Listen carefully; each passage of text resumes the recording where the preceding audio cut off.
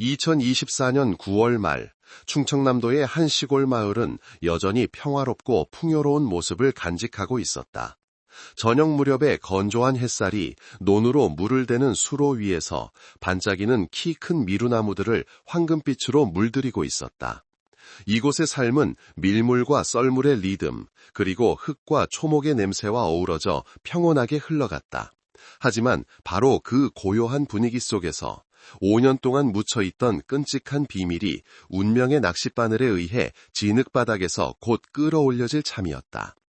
15살 소년 박지훈은 연못가 낡은 간이 의자에 위태롭게 걸터앉아 있었다. 15살 소년 박지훈은 연못가 낡은 간이 의자에 위태롭게 걸터앉아 있었다. 이곳은 가족의 과수원 바로 뒤에 있는 커다란 메기 양식장으로 소년만의 세상이었다. 매일 밤과 후 오후가 되면 그는 대나무 낚싯대를 멀리 던지고 찌가 탁한 연못 수면 위를 유유히 떠다니는 것을 보며 한가로이 기다렸다. 갑자기 낚싯줄의 찌가 세차게 한번 흔들리더니 물속으로 푹 가라앉았다. 걸렸다! 지훈은 기쁨에 겨워 소리쳤다. 소년은 낚싯대를 힘껏 잡아당겼지만 이상하게도 물속의 물체는 비정상적으로 무거웠다. 그것은 그가 평소에 낚던 커다란 메기들처럼 발버둥치거나 몸부림치지 않았다. 마치 낚싯바늘이 연못 바닥에 나뭇불이나 바위에 걸린 것처럼 그저 한자리에 묵직하게 버티고 있을 뿐이었다. 장애물에 걸렸다고 생각한 지우는 짜증이 나 온 힘을 다해 두 손으로 낚싯대를 꽉 잡고 등을 땅에 기댄 채 끌어당기려 애썼다. 낚싯줄은 기타 줄처럼 팽팽해졌다. 서서히 그 무거운 물체는 마침내 꿈틀거리며 시커먼 진흙 자국을 끌고 천천히 무트로 다가왔다. 물체가 무트에서 불과 몇 미터 남지 않았을 때 그 일부가 수면 위로 솟아올랐다. 그것은 나무 뿌리가 아니었다. 상아색의 둥글둥글한 모양이었고 이끼와 진흙으로 뒤덮여 있었다. 지훈은 아직 그것이 무엇인지 알아채지 못했다. 그는 계속해서 그것을 완전히 무트로 끌어내려고 애썼다. 그리고 마침내 물체가 바로 눈앞에 이르렀을 때 물살에 진흙이 일부 씻겨나가자 끔찍한 광경이 드러났다. 15살 소년이 비명을 지르며 낚싯대를 놓치고 뒤로 나자빠지게 만든 광경이었다. 그것은 사람의 두개골이었다. 끈적끈적하고 허여멀건 두개골에는 시커멓고 깊은 눈구멍 2개가 뚫려 있었다. 더 끔찍한 것은 낚싯바늘이 마치 지옥에서 악마를 낚아올린 것처럼 한쪽 눈구멍에 단단히 걸려 대롱거리고 있다는 사실이었다. 지훈은 그 자리에 누워 눈을 휘둥그레 뜨고 입을 벌렸지만 더 이상 아무 소리도 내지 못했다. 극도의 공포가 그의 가슴을 짓눌렀다. 그는 기어서 뒷걸음질치다 벌떡 일어나 자신이 방금 낚아올린 괴물을 한 번도 돌아보지 않고 필사적으로 달리기 시작했다. 그는 난생 처음 달려보는 것처럼 과수원을 가로질러 근처의 작은 집으로 곧장 달려갔다. 할아버지, 살려주세요! 연못에 괴물이 있어요! 지훈의 할아버지인 박노인은 일흔이 넘은 노인으로 햇볕에 그을린 검은 피부와 세월의 무게로 구분 등을 하고 마루에서 대나무 발을 엮고 있었다. 하나뿐인 손자가 피 한 방울 없는 얼굴로 달려오는 것을 보고 그는 황급히 일어섰다. 무슨 일이냐 얘야? 이 시간에 웬 도깨비 타령이냐? 무슨 말을 하는 게야? 지훈은 더 이상 말을 잇지 못하고 흐느끼며 연못 쪽을 가리킬 뿐이었다. 손자의 극도로 겁에 질린 표정을 보고 박노인은 심상치 않은 일이 일어났음을 직감했다. 그는 엮던 대나무 발을 내려놓고 서둘러 손자를 따라 연못가로 갔다. 그곳에 도착했을 때 내팽개쳐진 낚싯대와 물가에 떠있는 허여멀반 물체를 보고 노인은 그 자리에 멈춰섰다. 손자와는 달리 그는 전혀 두려워하지 않았다. 대신 그가 지난 5년간 애써 묻어두고 두려워했던 끝없는 고통과 끔찍한 진실이 한순간에 터져나왔다. 거의 한평생을 살아온 남자의 다리가 갑자기 풀렸다. 그는 연못가에 주저앉아 두 손으로 얼굴을 감싸고 통곡하기 시작했다. 그것은 자기 아들의 비극적인 운명을 이미 예감하고 있었던 한 아버지의 목매고 비통한 울음이었다. 민규야, 아들아, 민규야, 네 팔자가 어쩌다 이리도 기구하냐. 지우는 어리둥절했다. 민규는 그의 아버지 이름이었다. 그가 10살 때 집을 나가 소식이 끊겼다고 알고 있던 아버지. 왜 할아버지가 여기서 아버지의 이름을 부르는 걸까? 박노인은 여전히 떨고 있는 손자를 돌아보며 끌어안았다. 그의 목소리는 갈라져 있었다. 괴물이 아니란다 얘야. 네 아버지다. 네 아버지 박민규란다. 박노인이 가장 두려워했던 악몽이 마침내 현실이 되었다. 5년 전 그의 아들이 갑자기 사라졌을 때 며느리인 이수진은 남편이 도박빚이 너무 많아 처자식을 버리고 야반도주했다고 울며 경찰에 신고했다. 온 동네 사람들이 그 이야기를 믿었다. 오직 그를 낳고 기른 아버지인 박노인만이 절대로 믿지 않았다. 그의 아들이 놀기 좋아하고 때로는 잘못을 저지를 수도 있지만 늙은 아버지와 목숨보다 더 사랑하는 아들을 냉정하게 버릴 사람은 절대 아니었다. 지난 5년간 그는 조용히 고통과 의심 속에서 살아왔다. 직감적으로 아들이 해를 입었다고 느꼈고 이제 그 진실이 바로 범죄가 은폐되었던 그곳에서 낚아 올려진 것이다. 눈물이 마를 때까지 운 후 박노인은 떨리는 손으로 낡은 휴대폰을 꺼내 번호를 눌렀다. 그는 불행한 아들에게 정의를 되찾아줄 때가 왔음을 알았다. 심각한 살인사건의 정황이 있는 사건 신고를 받고 논산경찰서가 즉시 출동했다. 현장에 도착한 병력을 지휘한 사람은 형사팀장인 강태호 경감이었다. 강 경감은 젊은 경찰관이었지만 명석함과 결단력 그리고 끝까지 파고드는 수사정신으로 유명했다. 현장은 신속하게 통제되었고 두개골은 조심스럽게 건져 올려져 증거물 상자에 담겼다. 경찰관들 앞에서 박노인은 여전히 고통스러웠지만 모든 사건을 명료하게 진술했다. 그는 5년 전 아들의 갑작스러운 실종과 며느리 이수진이 꾸며낸 남편의 빚더미 도주극에 대해 이야기했다. 나는 그 여자가 거짓말을 하고 있다는 걸 알았소. 박노인은 분노에 찬 눈으로 단호하게 말했다. 민규놈이 빚이 있긴 했지만 고향을 등질 정도는 아니었소. 그리고 가장 중요한 것은 그놈이 사라지기 며칠 전에 나한테 복권 몇 장에 당첨돼서 거의 1억 원 가까이 생겼다고 자랑했던 말이오. 빚을 다 갚고 남은 돈으로 집을 수리할 거라고 했소. 곧 돈이 생기고 새 인생을 시작하려는 사람이 왜 도망을 가겠소? 분명히 누군가 그 돈을 빼앗으려고 그놈을 죽인 게 틀림없소. 박노인의 진술은 잊혀진 듯했던 실종 사건에 완전히 새로운 시각을 제공했다. 강태호 경감은 시커먼 연못 수면을 내려다보았다. 그는 이 두개골이 단지 시작에 불과하다는 것을 알았다. 과거 범죄의 모든 진실은 여전히 저 차가운 진흙 속에 깊이 잠들어 있었다. 그는 조금의 망설임도 없이 즉시 구조대를 소집하라고 명령했다. 양수기를 동원해 이 연못의 물을 전부 빼내겠습니다. 5년 동안 묻혀있던 살인사건이 이제 공식적으로 다시 수면 위로 떠올랐다. 강태호 경감의 명령은 단호하게 내려졌다. 즉시 거대한 수사 시스템이 움직이기 시작했다. 경찰 병력은 신속하게 통제선을 넓혀 호기심 많은 주민들이 현장에 접근하지 못하도록 했다. 1시간도 채 안 되어 도경찰청 구조대에 대용량 양수기 2대가 동원되었다. 양수기 엔진의 굉음이 작은 마을의 고요함을 깨뜨렸다. 거대한 호스 2개가 연못 속으로 던져졌다. 진흙색으로 탁하고 맥이 비린내가 진동하는 물이 맹렬한 기세로 빨아올려져 근처 관계수로로 뿜어져 나갔다. 현장에 있던 모든 사람들은 숨을 죽이고 수위가 낮아지고 있는 연못에서 눈을 떼지 못했다. 그들은 깊은 진흙 아래에 있는 것이 단지 유골 한 구가 아니라 5년간 감춰져 온 한 가족 비극의 모든 진실이라는 것을 알고 있었다. 박노인은 경찰관들이 가져다 준 간이 의자에 조용히 앉아 있었다. 그는 아무 말도 하지 않고 그저 늙고 침침한 눈으로 연못을 향해 마치 물을 꿰뚫어 불행한 아들의 모습을 찾으려는 듯 바라보았다. 그의 옆에서 소년 지훈도 어느 정도 진정했지만 공포는 여전히 그의 어린 눈에 선명하게 남아 있었다. 그는 할아버지 곁에 바싹 붙어 앉아 15살 아이가 감당하기에는 너무나 벅찬 진실 앞에서 보호를 구했다. 시간은 무겁게 흘러갔고 연못의 수위는 점점 낮아져 미끄럽고 질척한 연못 바닥이 드러나기 시작했다.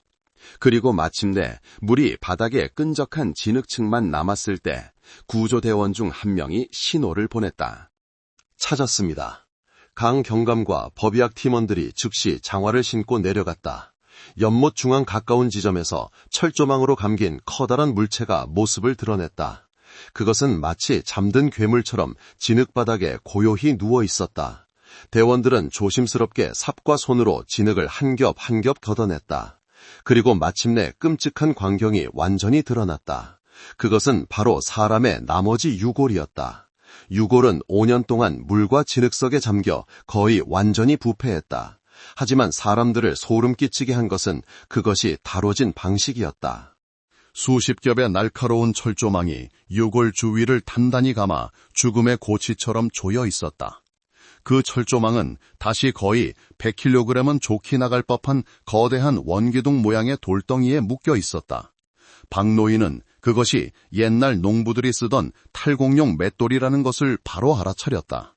하지만 이제 그것은 시신을 가라앉혀 범죄가 결코 떠오르지 못하게 하는 도구가 되어 있었다. 모든 것이 너무나 명백했다. 이것은 매우 잔혹하게 실행되고 은폐된 계획적인 살인사건이었다. 피해자는 살해당했을 뿐만 아니라 시신은 모욕당하고 묶이고 가장 더러운 곳에 가라앉혀졌다. 바로 그 순간 경찰관들이 조심스럽게 감식 작업을 하고 유골 조각을 수습하고 있을 때 마을 입구 길에서 한 여자가 허둥지둥 달려들어왔다. 바로 피해자의 아내이자 소년 지훈의 어머니인 이수진이었다. 아마도 시장에 갔다가 집에 일이 생겼다는 소식을 듣고 급히 달려온 듯했다. 수많은 경찰을 보고 집 뒤 연못에 물이 다 빠진 것을 보고 특히 방호복을 입은 사람들이 사람의 유골을 다루고 있는 것을 보았을 때 이수진은 그 자리에 얼어붙었다. 그녀의 얼굴색이 변했지만 아주 짧은 순간 처음의 당황함은 완벽하게 준비된 연기로 대체되었다. 세상에, 여기서 지금 무슨 일이 벌어지고 있는 거예요? 그녀는 떨리는 목소리로 더듬거리며 손으로 입을 가렸다. 한 경찰관이 다가와 연못 아래에서 발견된 유골이 그녀의 남편인 박민규 씨로 의심된다는 사실을 간략하게 설명했다. 이 말을 듣자마자 이수진은 비통한 비명을 질렀다. 여보, 민규 씨, 당신이 왜 거기서 나와요? 세상에, 맙소사! 그녀는 처절하게 울부짖었다. 그녀의 눈은 휘둥그레졌다가 흰자위가 드러나더니 몸이 흐물흐물해지며 땅에 쓰러졌다. 기절해버린 것이다. 너무나 완벽한 연기였다. 그녀를 약간 의심하던 이웃들은 이제 오히려 미안한 마음이 들었다. 그들은 몰려들어 부채질을 하고 약을 발라주며 그 불쌍한 여인을 깨우려고 애썼다. 모두들 남편이 도망간 것이 아니라 집 뒤뜰에서 끔찍하게 죽었다는 소식을 듣고 너무 큰 충격을 받았을 거라고 생각했다. 하지만 모든 사람이 그 비극적인 연극에 빠져 있는 동안 강태호 경감은 조용히 서서 관찰하고 있었다. 그의 날카로운 눈은 기절에 누워있는 그 여자에게서 한시도 떨어지지 않았다. 온갖 종류의 범죄자들을 상대해본 수사관의 경험으로 그는 그녀의 반응에 이상한 점이 있다는 것을 알아차렸다. 그녀의 슬픔은 너무 과장되었고 울음소리는 너무 격렬했다. 그리고 그 기절은 너무나 시기적절했다. 그것은 마치 해방구처럼 경찰의 질문과 의심의 눈초리를 마주하지 않기 위한 방법처럼 보였다. 직업적 직감이 그에게 이 여자가 단순한 피해자가 아니라고 말해주고 있었다. 이수진이 깨어난 후 그녀는 계속해서 울며 지난 5년간 혼자 아이를 키우며 희망 없이 남편을 기다려온 자신의 고통을 늘어놓았고 남편이 그렇게 잔인한 일을 당할 줄은 몰랐다고 말했다. 그녀는 박민규가 도박빚을 지고 조폭들에게 쫓겼으며 분명히 그들이 남편을 죽여 증거를 인멸하기 위해 시신을 연못에 던졌을 것이라는 이야기를 울면서 되풀이했다. 하루 뒤 나온 DNA 감식 예비 결과는 발견된 유골이 박민규의 것임을 확인해 주었다. 5년 만에 실종 사건은 공식적으로 살인사건으로 전환되었다. 즉시 강태호 경감을 반장으로 하는 전담 수사반이 꾸려졌다. 초기 정보, 특히 이수진이 지난 5년간 꾸며낸 눈물겨운 그럴듯한 이야기에 근거하여 수사반은 첫 번째 수사 방향을 결정했다. 그들은 피해자의 도박빚과 관련된 갈등에 집중했다. 모든 관심은 지역의 악명 높은 사채업자, 별명이 애꾸눈인 조폭에게 쏠렸다. 이수진의 말에 따르면 남편이 실종되기 전에 이자가 여러 번 집에 찾아와 빚독촉을 하며 협박했다고 했다.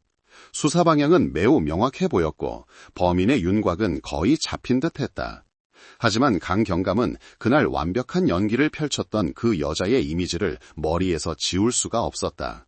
모호하지만 끈질긴 의심이 마치 폭풍우를 예고하는 검은 구름처럼 어딘가에 도사리고 있었다.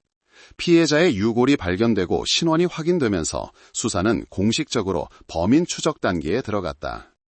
이수진의 지나치게 완벽한 연극과 그녀가 5년 동안 끈질기게 구축해온 도박빚 이야기에 근거하여 수사반의 초기 수사 방향은 박민규의 복잡한 사회적 관계에 집중될 수밖에 없었다. 모든 관심은 지역에서 악명 높은 사채업자, 별명이 애꾸눈인 조폭에게 쏠렸다. 노련한 형사팀이 그와 관련된 모든 정보를 샅샅이 뒤지는 임무를 맡았다. 애꾸눈에 대한 서류가 신속하게 강태호 경감의 책상 위에 놓였다. 그는 공공질서 문란, 상해, 도박장 개설 등 여러 전과가 있는 자였다. 그의 수하에는 돈을 위해서라면 무슨 짓이든 할 무모한 놈들이 있었다. 박민규 같은 채무자가 다른 이들에게 경고하기 위해 그들에게 살해당했다는 것은 암흑세계에서는 충분히 일어날 수 있는 시나리오였다. 이 과정에서 매우 적극적이고 열성적으로 정보를 제공하는 인물이 나타났다. 민호는 형의 죽음에 대해 극도의 슬픔과 범인에 대한 분노를 표출했다. 그는 거의 경찰서에 상주하며 수사반을 돕기 위해 아주 사소한 정보라도 계속해서 제공했다. 형사님들, 민호는 한 면담에서 원한에 가득 찬 표정으로 말했다. 틀림없이 애꾸는 그놈 짓입니다. 다른 사람은 생각할 수도 없어요. 그때 형이 실종되기 일주일 전쯤 제가 직접 그놈이 부하 2놈을 데리고 집에 온 걸 봤어요. 가구를 부수고 고래고래 소리를 지르며 한 달 안에 원금과 이자를 다 갚지 않으면 우리 형을 이 세상에서 사라지게 만들겠다고 협박했어요. 형이랑 형수가 무릎 꿇고 용서해달라고 빌어야 했어요. 민호는 형의 도박 친구들 몇 명의 명단도 추가로 제공했는데 그들은 다른 빚 독촉 장면을 목격했을 수도 있는 사람들이었다. 민호의 열정적인 협조는 처음에는 수사관들의 호감을 샀다. 그들은 그를 중요한 증인이자 죽은 형을 위해 정의를 실현하려는 헌신적인 동생으로 여겼다. 그 정보에 근거하여 수사반은 애꾸누를 소환하여 신문하기로 결정했다. 하지만 이 교활한 조폭을 찾아내는 것은 간단하지 않았다. 며칠간의 추적 끝에 형사들은 그가 국경 지역의 한 도박장에 숨어 있다는 것을 확인했다. 체포작전이 진행되었고 마침내 애꾸누는 경찰서로 연행되었다. 취조실에서 애꾸누는 만만치 않은 상대임을 보여주었다. 그는 여러 번 감옥을 들락날락하며 경찰의 신문수법에 너무나 익숙한 자였다. 그는 의자에 다리를 꼬고 앉았고 왼쪽 눈이 망가진 얼굴은 더욱 흉악해 보였으며 태도는 거만하고 무심했다. 그는 박민규를 알고 있었고 박민규가 그에게 상당한 금액의 빚을 졌다는 것을 인정했다. 그는 또한 부하들을 몇 번 집에 보내 안부를 물었다는 것도 인정했다. 하지만 5년 전 박민규의 실종에 대해 묻자 그는 비웃을 뿐이었다. 내가 그놈을 죽였다고 생각하는 거요? 그는 조롱하는 듯한 목소리로 말했다. 그놈은 내 채무자요, 내 황금알을 낳는 거위란 말이요. 그놈이 살아있어야 돈을 벌어서 나한테 갚지. 죽이면 내가 뭘 얻겠어. 본전도 못 찾는데? 형사님들은 사업을 어떻게 하길래 그렇게 순진하게 생각하시오. 수사관들이 그가 박민규를 사라지게 만들겠다고 협박했다는 민호의 진술을 제시하자 애꾸노는 갑자기 큰 소리로 웃음을 터뜨렸다. 협박? 이 바다에서 일하는 놈치고 협박 안 하는 놈이 어디 있어. 협박을 안 하면 어떻게 돈을 뱉어내게 하겠어. 하지만 협박은 협박이고 실행은 다른 문제요. 특히 박민규 같은 찌질한 채무자한테는 손 더럽힐 가치도 없어. 신문은 몇 시간 동안 계속되었지만 아무런 성과도 없었다. 애꾸누는 꽤 확실한 알리바이가 있었다. 박민규가 실종될 무렵 그는 다른 공공질서 문란 사건으로 6개월의 집행유예를 선고받고 주거지 이탈 금지 상태였다. 그의 모든 동선은 지역 경찰의 감시하에 있었다. 그가 논산에 와서 그렇게 정교한 살인 및 시신 유기 범죄를 저지를 수는 없었다. 수사는 다시 한번 막다른 골목에 다다른 듯했고 유일한 방향, 유일한 용의자는 무너진 듯했다. 하지만 바로 그 막막한 순간 그 조폭의 말 한마디가 갑자기 강태호 경감의 머릿속에 번개처럼 스쳤다. 그것은 진술이 아니라 신문이 거의 끝날 무렵 그가 던진 냉소적인 한마디였다. 그리고 내가 한마디 해주자면 그가 말했다. 우리 같은 놈들이 칼부리 많은 건 맞지만 무슨 일을 하든 머리를 쓴단 말이오. 사람을 죽여놓고 시체를 바로 그 집 뒤 연못에 던져? 그건 염화에나 나오는 멍청이들이나 하는 짓이지. 실수로라도 어느 좋은 날 자식들이 물 빼고 고기 잡으면 어쩔 거요. 우리가 손을 썼다면 그 시체는 귀신이 되어도 아무도 못 찾게 했을 거요. 전문 범죄자의 오만한 말 속에는 부인할 수 없는 논리가 숨어 있었다. 그날 밤 애꾸눈을 돌려보난 후 강경감은 사무실에 홀로 앉아 골똘히 생각에 잠겼다. 그는 현장 약도를 다시 그리고 세부 사항 하나하나를 기록하며 애꾸눈의 말이 옳았다는 것을 깨달았다. 전문적인 조폭, 경험 있는 범죄 조직은 결코 그렇게 아마추어적이고 위험 부담이 큰 시신 유기 방법을 선택하지 않을 것이다. 그 연못은 너무나 편리하고 집에서 너무 가까운 현장이었다. 그곳에 시신을 가라앉히는 것은 선택의 여지가 많지 않고 시간이 부족하며 가장 중요하게는 그 지역에 의심받지 않고 쉽게 접근할 수 있는 권한을 가진 자만이 할 수 있는 일이었다. 등골이 오싹해지는 결론이 젊은 경감의 뇌리를 스쳤다. 범인은 외부인이 아니라 집안 사람이어야만 했다. 이 가설이 형성되자 이전에 모호했던 모든 세부 사항들이 무섭도록 명확해졌다. 이수진의 완벽한 연극, 동생 박민호의 과도한 열성. 왜 민호는 경찰의 의심을 애꾸눈에게로 그렇게 적극적으로 돌리려 했을까? 그것은 열정이 아니라 수사를 다른 방향으로 돌리고 진짜 어둠 속에 있는 자들에게서 주의를 돌리기 위한 의도적인 행동이 아니었을까? 수사반은 완전히 바뀌었다. 수사반은 비밀리에 목표를 2명의 주요 용의자, 아내 이수진과 동생 박민호에게 집중했다. 하지만 그들은 더 견고한 성벽에 부딪혀야 했다. 두 사람 모두 고통받는 피해자의 완벽한 외양을 하고 있었고 가장 중요하게는 그들 자신의 가족에게 손을 댈 명확한 동기가 없었다. 사건은 다시 한번 교착 상태에 빠졌지만 이번의 교착 상태는 끔찍하고 인륜에 어긋나는 진실을 내포하고 있었다. 수사는 다시 한번 교착 상태에 빠졌지만 이번에는 긴장감과 답답함으로 가득 찬 교착 상태였다. 수사반은 용의자를 특정했지만 그들의 완벽한 위장을 뚫을 방법을 찾지 못했다. 이수진은 여전히 비운의 남편에게 매일 향을 피우며 슬픔에 잠긴 아내 역할을 하고 있었다. 박민호는 여전히 형수와 조카를 위로하기 위해 자주 드나들며 의로운 동생인 척했다. 두 사람은 완벽하게 호흡을 맞추며 견고한 동맹을 형성했고 어떤 허점도 드러내지 않았다. 그들은 피해자의 유일하게 남은 가족이었고 바로 그 가족이라는 가면을 범죄의 방패로 삼고 있었다. 강태호 경감은 짙은 안개 속을 걷는 기분이었다. 그는 진실이 바로 눈앞 아주 가까이에 있다는 것을 알았지만 도저히 손을 뻗을 수 없었다. 그는 며칠 밤을 새우며 사무실에 홀로 앉아 수사 기록을 읽고 또 읽고 진술 하나하나를 분석하며 아주 작은 모순점이나 비정상적인 세부 사항이라도 찾아내려 애썼다. 하지만 모든 것이 허사였다. 두 용의자가 연기하는 이야기는 너무나 완벽해서 논리적으로 어떤 허점도 없었다. 그들에게는 동기가 부족했다. 그것이 가장 큰 문제였다. 왜 아내와 동생이 자신의 가족에게 그렇게 잔인한 짓을 해야만 했을까? 재산 갈등도 토지 분쟁도 없었다. 모든 것이 너무나 평온했고 바로 그 거짓된 평온이 가장 견고한 성벽이었다. 거의 막다른 골목에 다다랐을 때 대담하고 거의 미친 듯한 생각이 젊은 경감의 머릿속에 번뜩였다. 현재에서 증거를 찾을 수 없다면 과거로 돌아가 보는 것은 어떨까? 범죄는 은폐될 수 있고 현장은 지워질 수 있지만 관계, 감정, 주고받은 음모는 어딘가에 남아있을 수 있다. 보이지만 실제 하는 곳, 바로 사이버 공간이었다.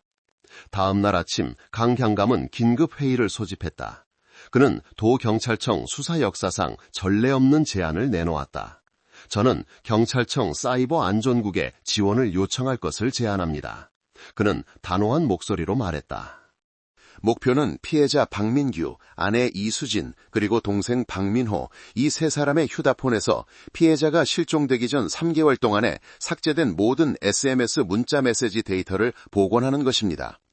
그의 제안은 회의실에 파문을 일으켰다. 한 노련한 간부가 회의적인 반응을 보였다. 반장님, 그 요청은 거의 불가능에 가깝습니다. 5년 전에 삭제된 데이터인데 복구 가능성은 거의 0에 가깝습니다. 게다가 이 작업은 극도로 복잡하고 비용이 많이 드는 기술을 요구합니다. 어렵다는 건 압니다. 강 경감은 단호하게 대답했다. 하지만 이것이 우리의 유일한 희망입니다. 저는 이 세 사람의 진짜 관계와 사건의 동기가 바로 그 삭제된 문자 메시지 안에 있다고 굳게 믿습니다. 우리는 시도해야만 합니다. 단 1%의 희망이라도 있다면 우리는 그것을 놓칠 수 없습니다. 지휘관의 결단력은 모두를 설득했다. 사건 기록 전체가 첨부된 긴급 공문이 바로 그날 서울로 발송되었다. 그 후 며칠은 긴장감 넘치는 기다림의 시간이었다. 수사반은 거의 아무것도 할 수 없었다. 용의자들을 자극하지 않기 위해 모든 공개적인 수사 활동을 점정 중단해야 했다. 형사들은 멀리서 이수진과 박민호를 감시하는 것밖에 할 수 없었다. 두 범인은 경찰이 애꾸는 이야기에 속았다고 안심한 듯했다. 그들은 평소처럼 생활하며 완벽하게 연기를 계속했다. 박민호는 여전히 자주 형수집에 드나들며 도움을 주었고 걱정스러운 눈빛과 관심 어린 몸짓을 보였다. 모든 것이 이웃들과 소년 지훈 앞에서 자연스럽게 연출되었다. 하지만 그들은 과거의 유령들이 깨어날 준비를 하고 있다는 것을 전혀 알지 못했다. 거의 2주라는 기나긴 시간이 흐른 후 마침내 사이버 안전국에서 전화가 걸려왔다. 그들은 성공했다. 최첨단 기술과 전문적인 기법을 통해 전문가들은 5년 전에 삭제된 문자 메시지 데이터의 상당 부분을 복원해냈다. 암호화된 파일이 수사반으로 전송되었다. 수사팀 전체가 회의실에 모였고 공기는 활시위처럼 팽팽했다. 강 경감이 직접 파일을 열었다. 수천 줄의 문자 메시지가 대형 화면에 나타났다. 문자와 숫자의 혼란스러운 덩어리였다. 도경찰청 과학수사팀이 해독, 정렬, 대화 재구성 작업을 시작했다. 그들은 먼저 피해자 박민규의 메시지를 확인했다. 특별한 것은 없었다. 업무적인 대화, 친구들과의 안부 메시지뿐이었다. 하지만 그들이 이수진과 박민호의 휴대폰에서 복원된 데이터가 담긴 파일을 열었을 때 회의실 전체는 죽음 같은 침묵에 잠겼다. 진실이 드러났다. 적나라하고 병적이며 모든 인륜에 어긋나는 진실이었다. 이수진과 박민호는 단순한 형수와 시동생 관계가 아니었다. 복원된 문자 메시지들은 오랫동안 지속된 죄악적이고 은밀한 불륜 관계를 폭로했다. 매일 밤 주고받은 달콤한 메시지, 사랑과 그리움의 말들. 바로 남편이자 형이 아무것도 모르는 채 한 지붕 아래에서. 민호 씨, 보고 싶어 미치겠어. 지금 당신이 내 곁에 있었으면 좋겠어. 나도 마찬가지야, 수진 씨. 그 인간 옆에 있는 당신을 보는 게 견딜 수가 없어. 당신이 나만의 것이었으면 좋겠어. 그 메시지들은 충격적이었지만 살인 동기의 결정적인 증거가 된 것은 박민규가 살해되기 불과 며칠 전에 보내진 마지막 문자 메시지들이었다. 그때쯤 그들의 관계는 인내의 한계에 다다른 듯했다. 이수진으로부터 더 이상 이 거짓된 삶을 견딜 수가 없어. 그 사람이 내 몸에 손댈 때마다 역겨움을 느껴. 우리 어떻게든 해야 하지 않을까, 민호 씨? 그리고 박민호로부터 알아. 조금만 더 참아줘. 지금 방법을 생각하고 있어. 아무런 방해 없이 우리가 영원히 함께할 수 있는 방법이 있을 거야. 그리고 판결문처럼 단호한 마지막 메시지, 이소진으로부터. 더는 못 기다려. 이 상황을 끝낼 방법이 있어야 해. 당장. 이 상황을 끝낸다. 살인 동기가 명확해졌다. 박민규는 남편이자 형이 아니라 두 간통한 남녀가 자유롭게 서로에게 가기 위해 제거해야 할 장애물, 걸림돌이었던 것이다. 강태호 경감은 두 손을 주먹으로 꽉 쥐었다. 손등에 핏줄이 솟아올랐다. 혐오와 분노가 그의 가슴에서 치밀어 올랐다. 이 범죄는 단순한 빚 때문에 일어난 살인이 아니라 병적인 근친상간 관계에서 비롯된 계획적인 사건이었다. 두 범인의 완벽한 연극은 마침내 과거에 그들이 나눈 죄악적인 사랑의 말들에 의해 산산조각 났다. 과거에서 복원된 문자 메시지들은 수사반이 기다려온 비장의 카드였다. 그것들은 범행 동기를 제공했을 뿐만 아니라 엄청난 파괴력을 가진 심리적 무기이기도 했다. 강태호 경감은 거짓과 욕망 일에 세워진 범죄 동맹은 원래부터 얇은 얼음장처럼 취약하다는 것을 알았다. 이제 그와 동료들은 바로 이 증거들을 이용해 균열을 만들고 그 균열로부터 죄악의 얼음덩어리 전체를 산산조각 낼 것이었다. 상세한 신문 계획이 세워졌다. 핵심 원칙은 분리하여 공략하는 것이었다. 그들은 이수진과 박민호가 서로 마주하거나 입을 맞출 기회를 절대로 주지 않을 것이었다. 그들은 각 연결고리를 하나씩 공격하여 의심과 배신에 대한 두려움을 심어주고 그들을 자멸적인 싸움으로 몰아넣을 것이었다. 첫 번째 목표는 이수진이었다. 수사반은 여성의 본성상 이수진이 심리적으로 더 약한 연결고리이며 연인의 진실을 마주했을 때 더 쉽게 흔들리고 상처받을 것이라고 판단했다. 다음 날 아침 남편의 빚과 관련된 몇 가지 사항을 추가로 확인한다는 명목으로 이수진의 집에 소환장이 발부되었다. 이수진은 완전히 자신감 있는 모습으로 경찰서에 출두했다.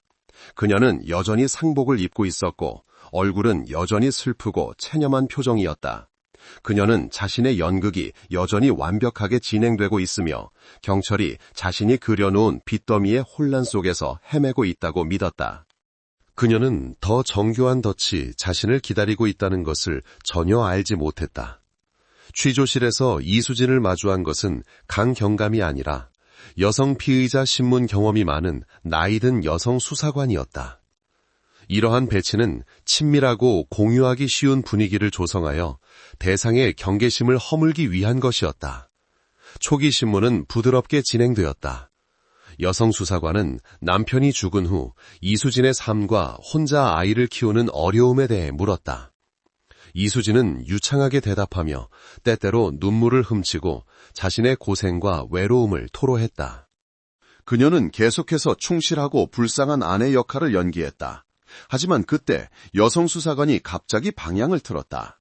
지난 5년 동안 박민규 씨 외에 다른 이성관계가 있었습니까? 이수진은 갑작스러운 질문에 잠시 멈칫했지만 이내 고개를 저었다. 아니요, 제게는 남편뿐이었어요. 그 사람이 떠난 날부터 저는 아들만 보고 살았어요. 아니라고요? 그럼 시동생인 박민호 씨는 어떻습니까? 두 사람 관계는 좋았나요? 네, 좋았어요.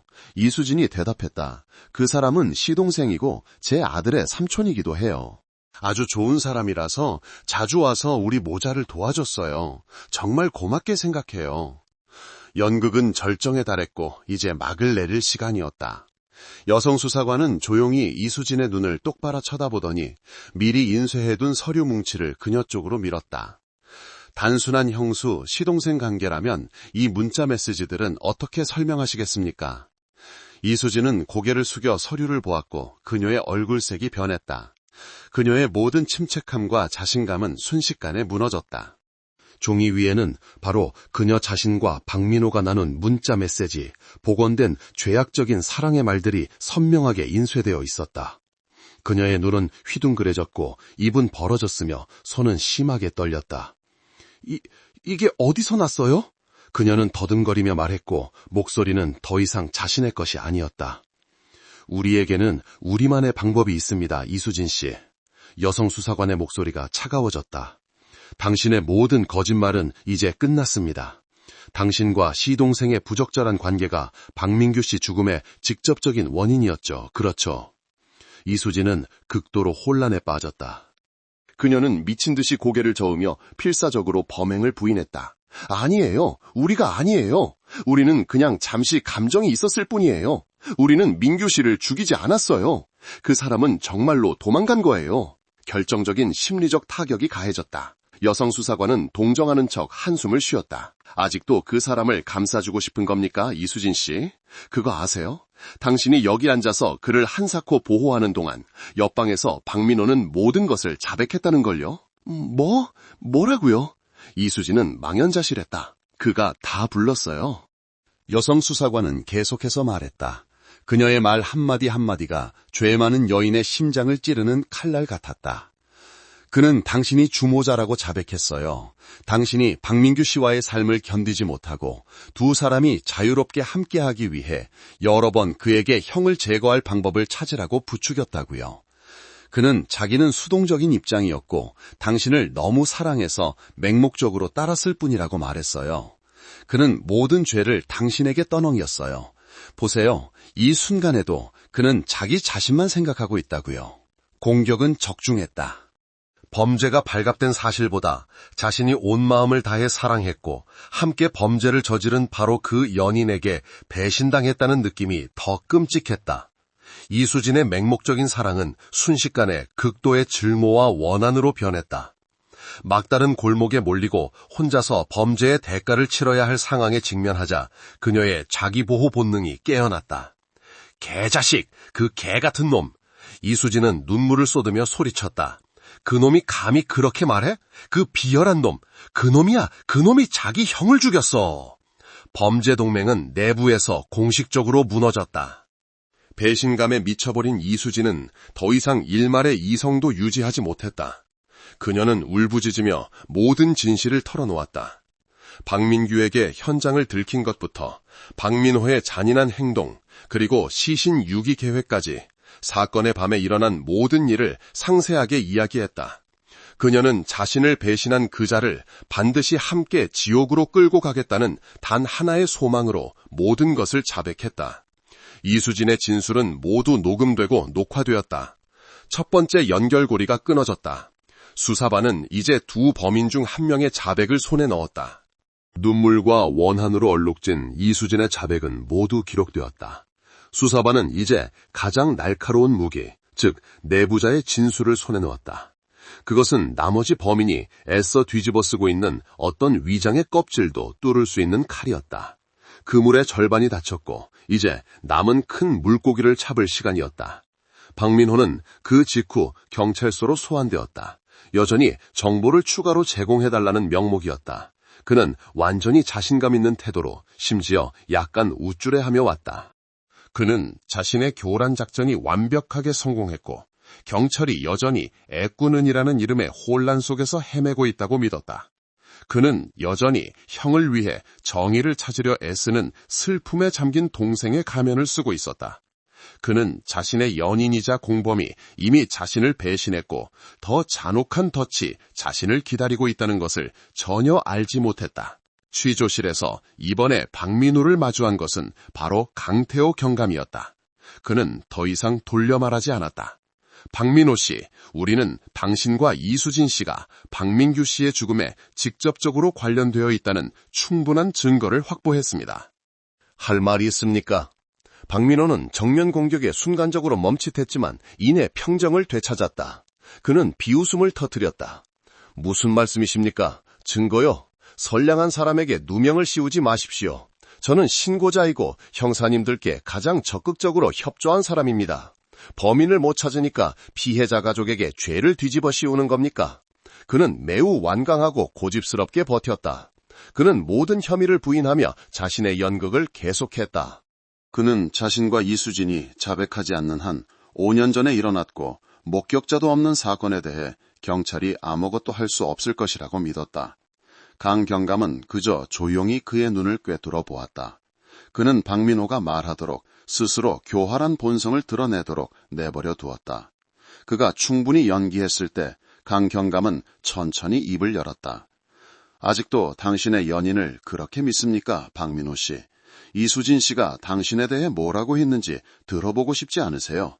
박민호의 대답을 기다리지 않고 강 경감은 한 수사관에게 신호를 보냈다. 재생 소리가 울리고 책상 위에 놓인 스피커에서 이수진의 목소리가 또렷하게 흘러나왔다.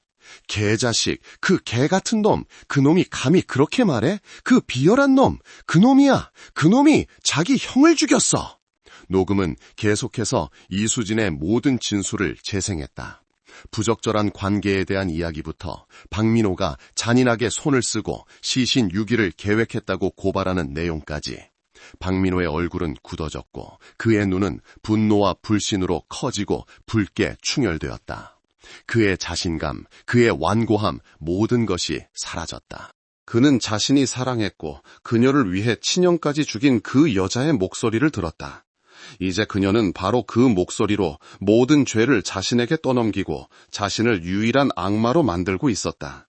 배신, 그것은 체포되는 것보다 더 고통스럽고 굴욕적이었다. 녹음이 끝나자 박민호는 더 이상 침묵하지 않았다. 그는 상처 입은 짐승처럼 울부짖었다. 분노와 원한에 가득 찬 울부짖음이었다. 큰 미친년! 그는 소리치며 수갑찬 두 손으로 책상을 세게 내리쳤다. 그년이 감히 그렇게 말해! 그년이야! 그년이 우리 형을 죽였어! 분노가 모든 자제력을 무너뜨렸다. 그는 더 이상 범행을 부인하는데 관심이 없었다. 이제 그의 머릿속에는 자신을 배신한 그 여자를 반드시 함께 죽음으로 끌고 가겠다는 단 하나의 욕망만 남았다. 그는 이수진을 반대로 고발하려는 듯 미친 듯이 자백하기 시작했다. 그리고 바로 그 광기 속에서 사건의 밤에 대한 적나라하고 끔찍한 모든 진실이 드러났다. 박민호가 한 이야기는 결과적으로는 이수진의 진술과 일치했지만 원인과 행동에 대해서는 완전히 상반되었다. 박민호의 말에 따르면 그와 형수의 관계는 사건이 발생하기 거의 1년 전부터 지속되었다. 처음에는 그저 관심과 위로였지만 가까이 지내다 보니 불이 붙었다. 그들은 불나방처럼 서로에게 뛰어들었다.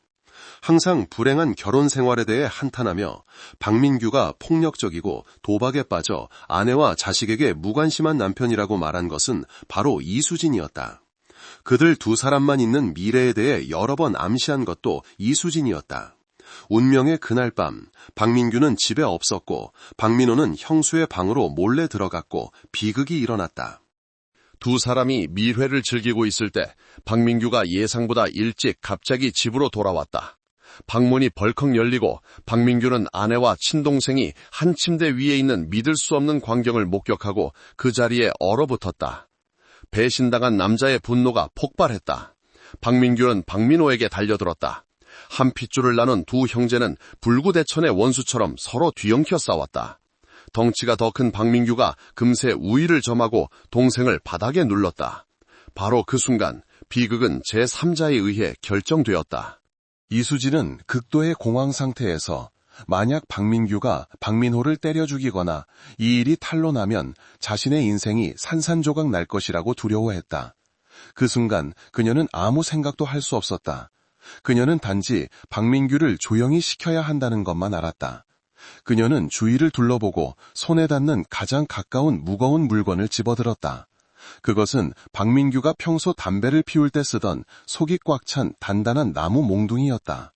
한치의 망설임도 없이 그녀는 온 힘을 다해 몽둥이를 휘둘러 동생과 씨름하느라 여념이 없는 남편의 뒤통수를 내리쳤다.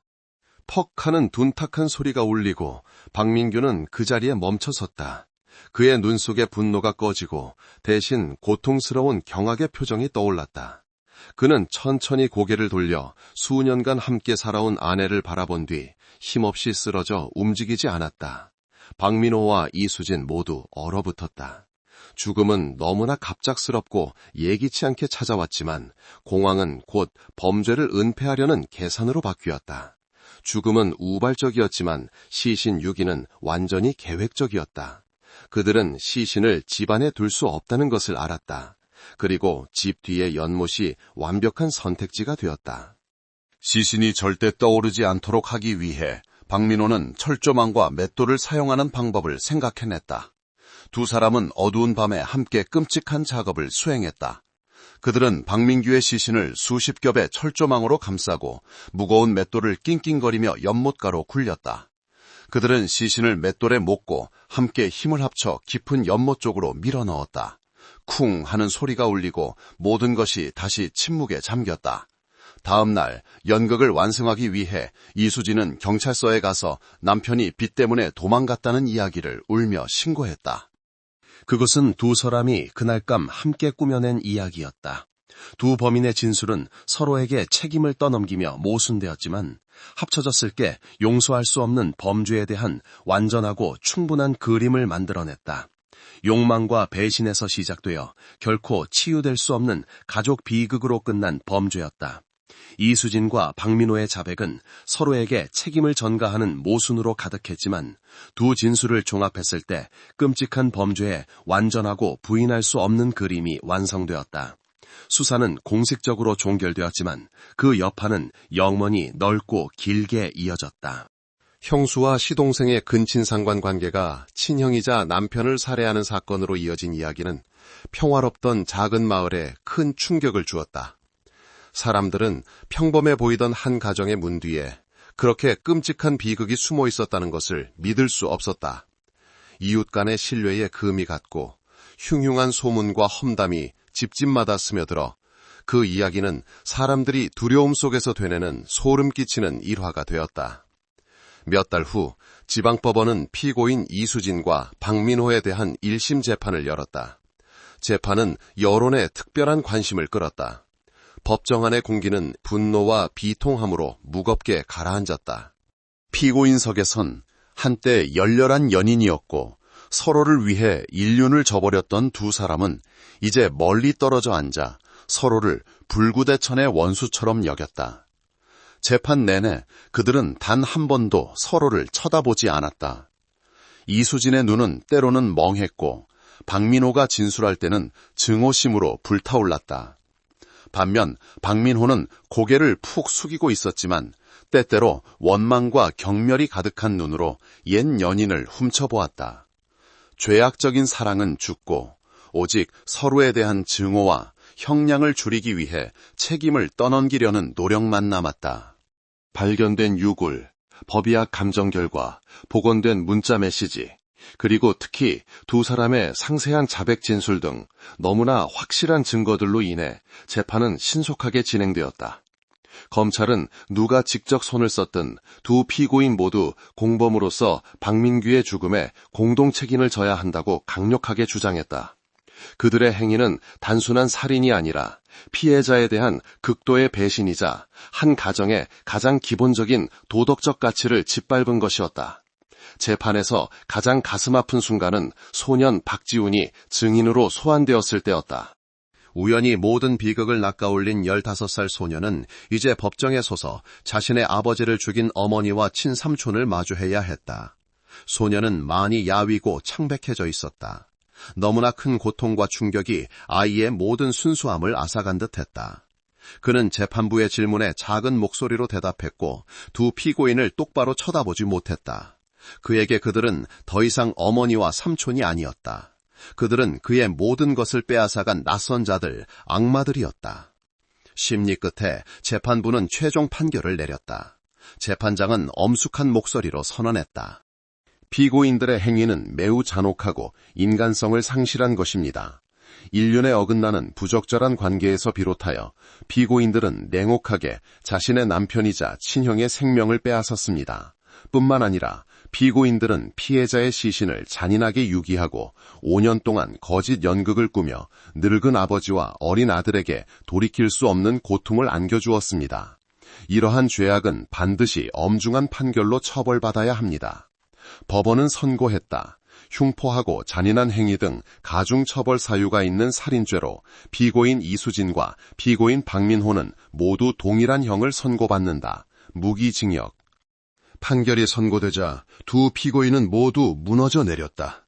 이수진은 비참하게 울부짖었고 박민호는 그 자리에 얼어붙었다. 하지만 모든 것이 너무 늦었다. 감옥의 문은 그들의 인생을 닫았지만 그들이 일으킨 비극은 여전히 남아 있었다. 사건은 종결되었지만 고통은 결코 가시지 않았다. 가장 고통스럽고 아이러니한 비극은 바로 범죄를 빛으로 드러낸 그 사람에게 속했다. 소년 박지훈은 어느 오후 낚시를 하다가 용감하게 진실을 찾아냈고 죽은 아버지에게 정의를 되찾아 주었다. 하지만 그가 치러야 할 대가는 너무나 컸다.